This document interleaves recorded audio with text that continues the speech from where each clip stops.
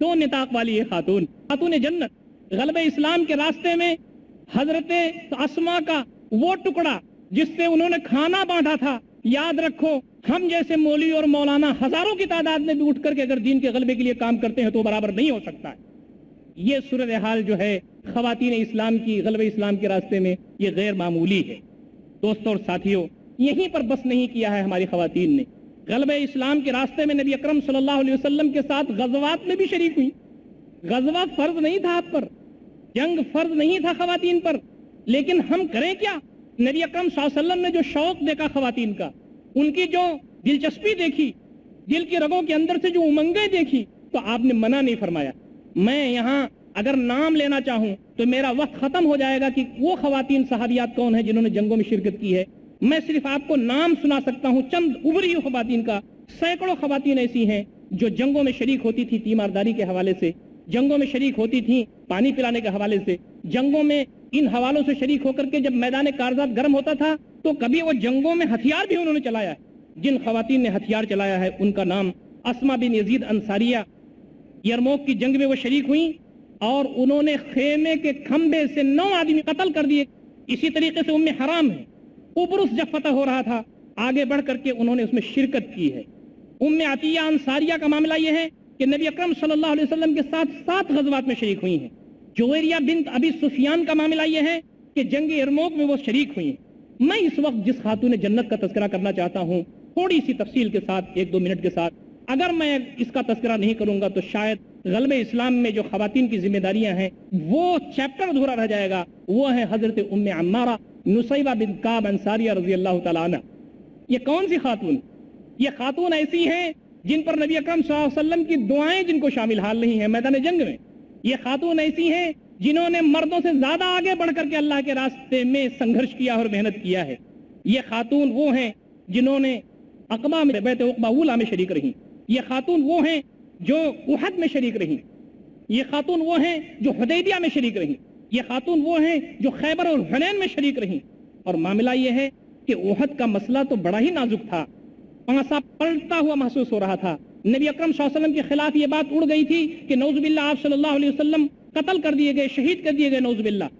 صحابہ کرام پر ہوائیاں اڑ رہی تھیں۔ نبی اکرم صلی اللہ علیہ وسلم کے خلاف ایک باڑ قائم تھی صحابہ کرام کی جو آپ کا دفاع کر رہے تھے۔ اس وقت کا واقعہ یہ ہے کہ حضرت عمر راوی ہے، وہ کہتے ہیں کہ نبی اکرم صلی اللہ علیہ وسلم فرماتے ہیں کہ ملتفت یوم احد یمینا ولا شمالا الا اراها تقاتل دونی۔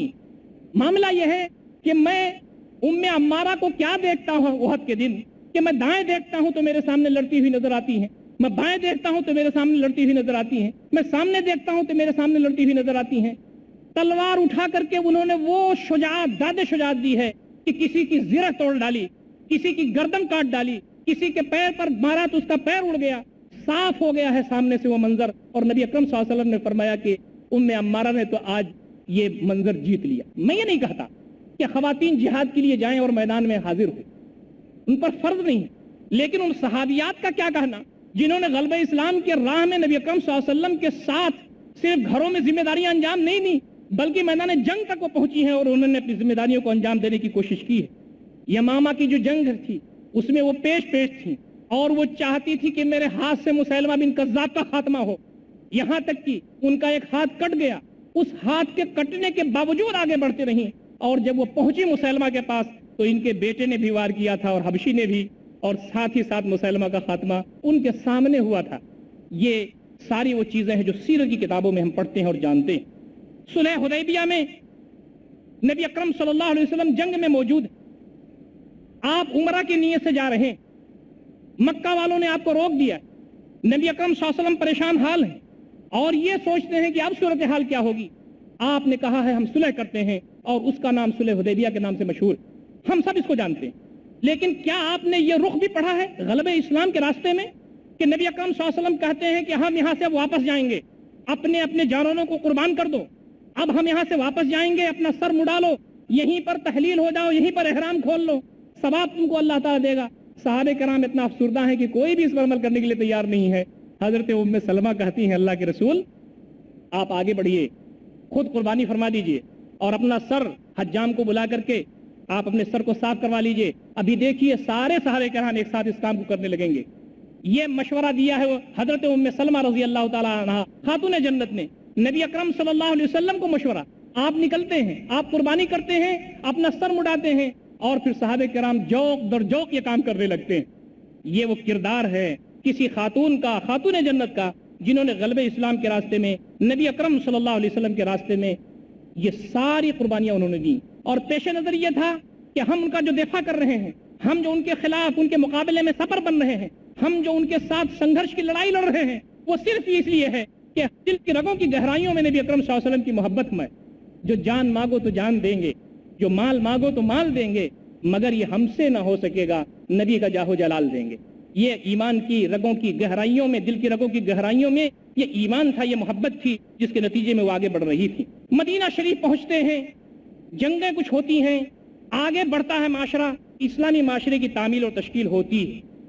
اولاد کی تربیت ایک بہت بڑا مسئلہ ہے, اولاد کی تربیت ایک بہت بڑا نقطہ ہے جس کو خواتین نے انجام دیا ہے.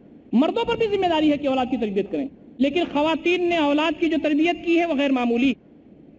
خواتین کی گود سے اسلام کے سپوت تیار ہوتے ہیں. خواتین کے اس گود جو پہلا مدرسہ ہے وہاں سے وہ نوجوان تیار ہوتے ہیں, وہ بچے تیار ہوتے ہیں جو اللہ تعالیٰ کے دین کو غالب کرنے کا عزم ہی نہیں رکھتے, بلکہ داد شجاعت دیتے ہوئے اللہ تعالیٰ کے دین کے غلبے کے لیے اپنی جان کا آخری قطرے خون بھی اس راستے میں دینے میں بھی کوئی بھی دقیقہ فروگداشت نہیں کرتے, اس لیے کہ جان دی ہوئی اسی کی تھی. حق تو یہ ہے کہ حق ادا نہ ہوا.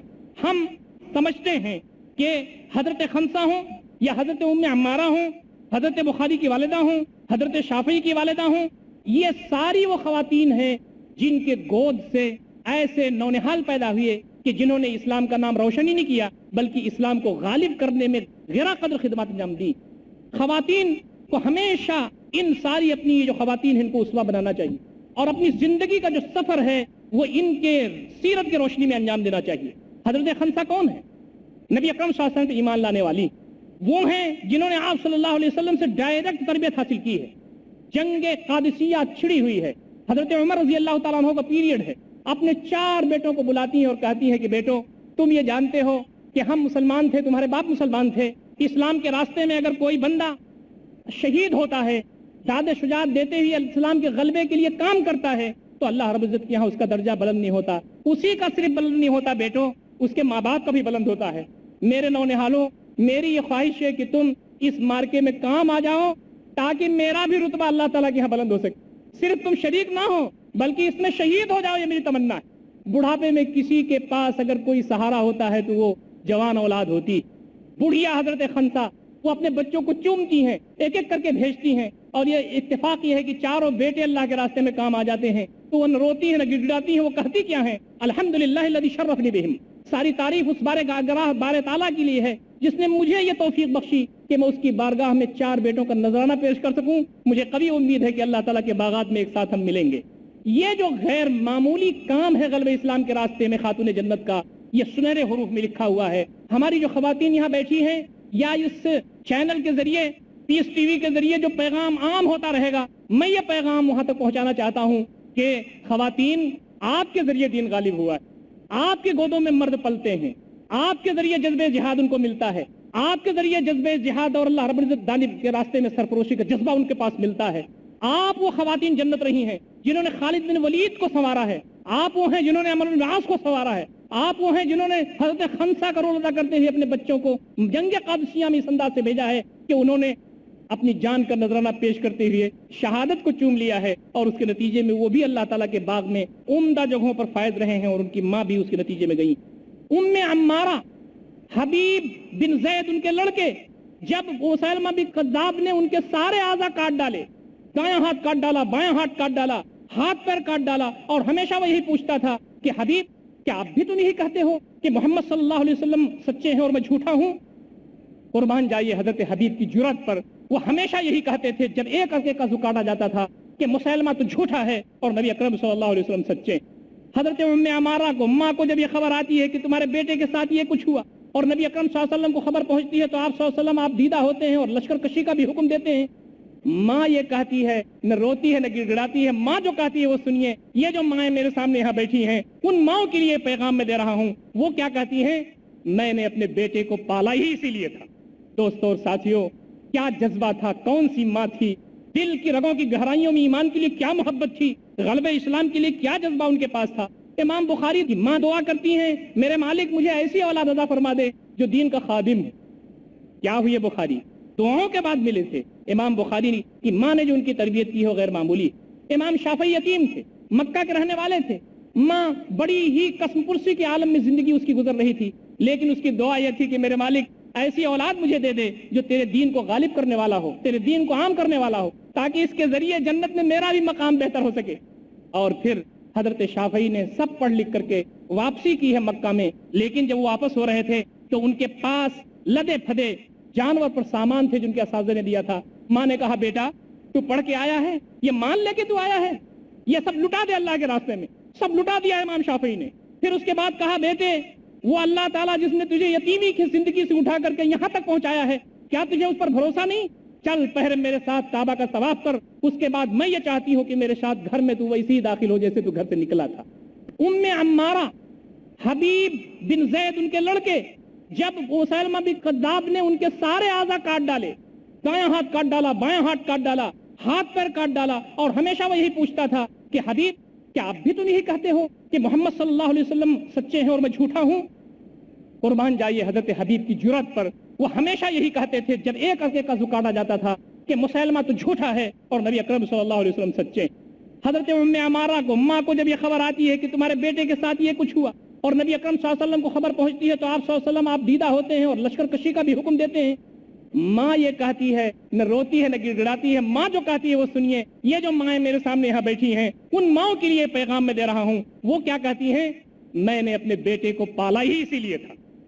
دوستوں اور ساتھیوں، کیا جذبہ تھا، کون سی ماں تھی، دل کی رگوں کی گہرائیوں میں ایمان کے لیے کیا محبت تھی، غلبہ اسلام کے لیے کیا جذبہ ان کے پاس تھا۔ امام بخاری کی ماں دعا کرتی ہیں، میرے مالک مجھے ایسی اولاد عطا فرما دے جو دین کا خادم ہے۔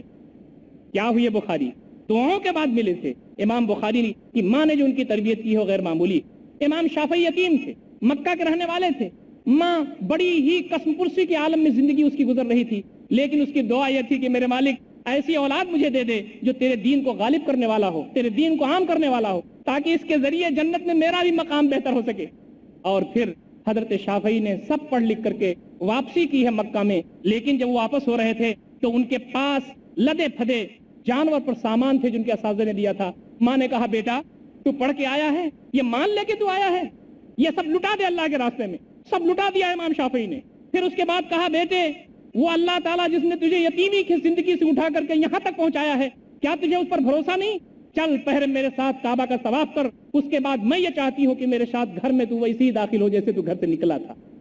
عظیم الشان یہ مائیں تھیں، غلبہ اسلام کے راستے میں ان کی جو ذمہ داریاں تھیں یہ غیر معمولی تھی۔ افغانستان کے بادشاہ شاہ دوستم، ان کا ایک واقعہ ہے، موقع نہیں ہے کہ میں آپ کے سامنے سے ذکر کروں۔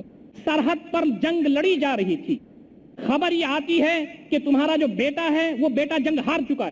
انہوں نے آ کر کے اپنے گھر میں اپنی بیوی سے کہا کہ ہمارا بیٹا تو جنگ ہار چکا ہے، بہت افسردہ ہوں میں۔ بیوی نے یہ کہا یہ خبر غلط ہے۔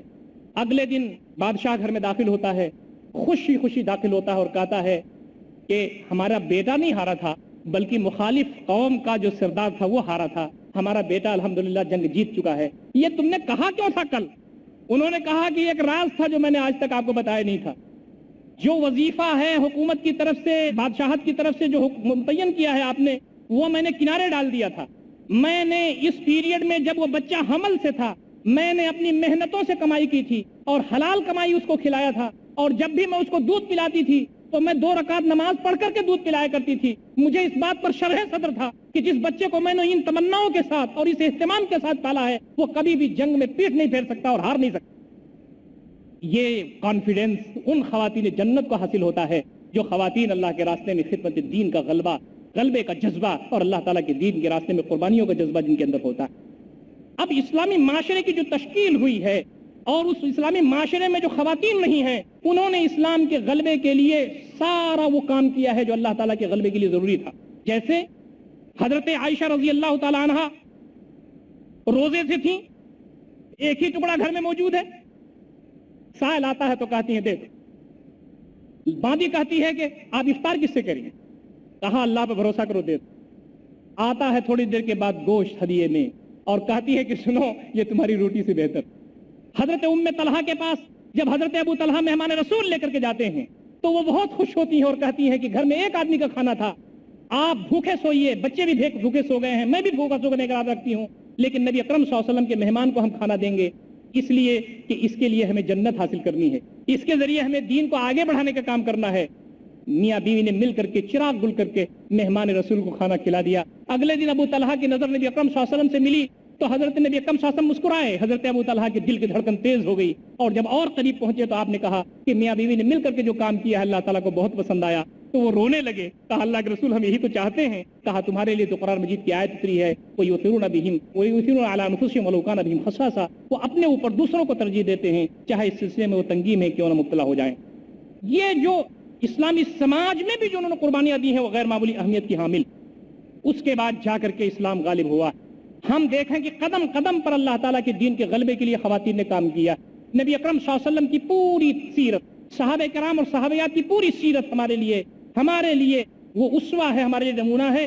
غلبہ اسلام میں خواتین کا برابر کا حصہ ہے۔ انہوں نے اپنے میدان میں رہتے ہوئے مردوں کو کوآپریٹ کیا ہے، مردوں کو تعاون کیا ہے، مردوں کو محمود کیا ہے، اور ہمیشہ یہ کہا ہے ہمارے شوہر نامدار آپ تو جا رہے ہیں نبی اکرم صلی اللہ علیہ وسلم کے ساتھ، لیکن یاد رکھیے دشمن کے سامنے لڑتے ہوئے اگر آپ شہید ہو جائیں گے تو ہم آپ کو صبر کر لیں گے، لیکن اگر آپ نے ہمارے نبی کو تنہا چھوڑ دیا، پیٹ پھیر کر کے واپس آئے، تو یقین جانیے کہ ہمارے گھروں میں آپ کے لیے جگہ نہیں ہوگی۔ یہ ہے وہ خواتین جنت جنہوں نے اللہ تعالیٰ کے دین کے غلبے کے لیے کام کیا ہے۔ یہ سلسلہ آگے بھی جاری رہا ہے، خواتین نے اپنی ذمہ داریاں انجام دی ہیں۔ آج تک کا جو پیریڈ ہے میرے پاس موقع نہیں ہے کہ میں اس کا خلاصہ بیان کروں، میں اس کا انالیسس کروں، لیکن میں آپ کو یہ بتانا چاہتا ہوں چاہے وہ تفسیر کا میدان ہو، چاہے وہ حدیث کا میدان ہو، چاہے وہ فقہ کا میدان ہو، چاہے وہ نحو کا میدان ہو، عروض و شاعری کا میدان ہو، حساب کا میدان ہو، آسٹرونومی اور فلکیات کا میدان ہو، خطاطی کا میدان ہو، فلسفہ و منطق کا میدان ہو، اجتماعی و رفاہی خدمات کا میدان ہو، سائنس اور ٹیکنالوجی کا میدان ہو، ہزاروں خواتین اسلام کے درمیان موجود ہیں ایسی ہمارے پاس اسلاف میں جنہوں نے دین کے غلبے کے راستے میں اپنے میدان میں اللہ تعالیٰ کے دین کے غالب کرنے کے لیے انہوں نے کام کیا۔ میں اب آپ کے سامنے اختتام پر چند باتیں کرنا چاہتا ہوں۔ دین کا غلبہ امت مسلمہ کی ذمہ داری۔ کنتم خیر امت اخرجت للناس تأمرون بالمعروف وتنهون عن المنکر وتؤمنون باللہ، تم بہترین امت ہو، تمہیں لوگوں کے لیے برپا کیا گیا ہے، بھلائی کا حکم دینا تمہارا کام ہے، برائی سے روکنا تمہارا کام۔ اقیموا الدین ولا تتفرقوا فیہ، اللہ کے دین کو قائم کرنا تمہاری ذمہ داری ہے، انتشار و اشتراک کے بغیر اتحاد و اتفاق کے ساتھ۔ یہ جو صیغے استعمال کیے ہیں اللہ رب العزت نے، امت میں خواتین بھی شامل، اقیموا الدین میں خواتین بھی شامل۔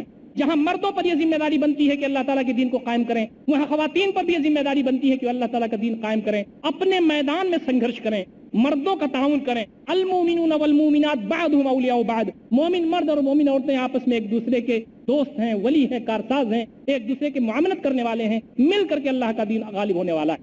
یاد رکھیے آج کی زمین پر ہر جگہ انتشار، ہر جگہ پریشانی، ہر جگہ بدامنی۔ آج کے دنیا کے وہ سورما جو اپنے آپ کو فرعون سمجھتے ہیں، امریکہ اور اس کے ویلائز، یہ یورپ، یہ مغربی تہذیب کے علم بردار، یہ اللہ رب العزت کے دشمن، اور جس کا سب سے بڑا ناصور اسرائیل ہے، ہم یہ سمجھتے ہیں کہ اللہ رب العزت کے دین کی بشارتیں شروع ہو چکی ہیں اور اللہ رب العزت کا دین اس زمین پر امت مسلمہ کے ذریعے غالب ہو کر کے انشاءاللہ ایک دن ضرور ہوگا۔ نبی اکرم صلی اللہ علیہ وسلم نے فرمایا قسم خدا کی اس زمین پر قیامت برپا نہیں ہو سکتی جب تک کہ میرے لائے ہوئے نظام کے مطابق اسلامی نظام غالب ہو جائے۔ مردوں کی ذمہ داری ہے کہ وہ غالب کرنے کی فکر کریں، عورتوں کی ذمہ داری ہے کہ وہ غالب کرنے کی فکر کریں۔ وہ مائیں کون تھیں جنہوں نے اپنے بچوں کی تربیت کی؟ وہ مائیں کون تھیں جنہوں نے اپنے بچوں کے اندر پیار ڈالا؟ وہ مائیں کون تھیں جنہوں نے اپنے بچوں کے اندر اللہ کے رسول نبی اکرم صلی اللہ علیہ وسلم کی محبت ڈالی؟ اور وہ مائیں کون تھیں جنہوں نے یہ جذبہ پیدا کیا کہ جو کچھ بھی تم نے کیا ہے اللہ رب العزت کے راستے میں وہ امانت ہے اور اللہ تعالیٰ کے راستے میں تمہاری صلاحیت لگنی چاہیے۔ آج صورتحال کیا ہے کہ ہمارا نوجوان بہک رہا ہے، اس میں سب سے بڑا کردار یہ ہے کہ مرد بھی اپنی ذمہ داری بھول گئے ہیں اور خواتین نے بھی اپنی ذمہ داری کو چھوڑ دیا ہے۔ پریشان ہوتے ہیں لوگ، ہاتھ پیلے ہو گئے تو ماں سے نفرت ہو گئی، اس کو کیا معلوم کتنی دور جنت ہو گئی۔ یہ جو جذبہ ہے یہ جذبات ختم ہوتا جا رہا ہے۔ ماں کا ادب، ماں کا احترام، خواتین کا احترام، بزرگوں کا احترام، بڑوں کا احترام، دین کا جذبہ، اللہ تعالیٰ کے دین کے راستے میں سنگھرش کرنے کی کوشش اور اس کی صلاحیت، یہ چیز اسی وقت پیدا ہو سکتی ہے جب ہم تمام اس سلسلے میں سنجیدگی کے ساتھ آگے بڑھیں، اپنی ذمہ داریاں ادا کریں۔ خدمت، یہ جو غلبہ اسلام اور خواتین کا جو یہ عنوان ہے، اس عنوان کے حوالے سے جو میں آخری پیغام آپ کے سامنے دینا چاہتا ہوں وہ یہ، یاد رکھیے کمیونزم کا خاتمہ ماسکو کے اندر ہو چکا ہے، واشنگٹن کے اندر کیپٹلزم کا خاتمہ انشاءاللہ ضرور ہوگا، اس لیے کہ شاخ نازک پہ جو آشیانہ بنتا ہے وہ ناپائیدار ہوتا ہے، جس عمارت کی بنیاد ٹیڑھی ہوتی ہے وہ ضرور گرتی ہے۔ 50 اسٹیٹس امریکہ کی 10 سال اور 15 اور 20 سال کے اندر انشاءاللہ العزیز بکھر جانے والی ہے۔ اسلام الٹرنیٹ کی شکل میں دنیا کے سامنے آنے والا ہے۔ امن اگر دنیا چاہتی ہے، سکون اگر دنیا چاہتی ہے، امن و شانتی کا گہوارہ اگر اس دنیا کو دیکھنا چاہتی ہے انسانیت، تو اسے اسلام کی طرف آنا ہوگا۔ اسلام از دا الٹرنیٹ، واحد حل اسلام موجود ہے۔ امت کے مردوں کو کھڑا ہونا ہوگا، امت کی خواتین کو آگے بڑھنا ہوگا، اپنی ذمہ داریاں ادا کرنی ہوں گی۔ غلبہ اسلام کے راہ میں جیسے صحابیات نے اپنا رول ادا کیا، بعد کے پیریڈ میں ہمارے اسلاف نے جو رول ادا کیا، خواتین کو وہ رول آج کی اس پیریڈ میں پیدا کرنا ہوگا۔ اللہ رب العزت سے دعا ہے کہ اللہ تعالیٰ ہم تمام کو، مردوں کو بھی اور خاص طریقے سے خواتین کو بھی، اس جانب توجہ دینے کی توفیق عنایت فرمائے، دین اسلام کو جاننے، اس پر عمل کرنے، اللہ کے پیغام کو عام کرنے کی فکر کرنے، اور ہر وقت اس فکر میں رہنے کہ اللہ رب العزت کا دین غالب ہو جائے ہماری صلاحیتوں کے ذریعے، ہماری کوششوں کے ذریعے۔ اس جانب جو کچھ بھی ہمارے پاس ہے اس کو اللہ کے راستے میں دینے، بے درے خرچ کرنے کی اللہ تعالیٰ ہم تمام کو توفیق عنایت فرمائے۔ اقول قولی ھذا استغفر الله لي ولكم اجمعين واستغفروه انه الغفور الرحيم واخر دعوانا ان الحمد لله رب العالمين والسلام عليكم ورحمة الله وبركاته۔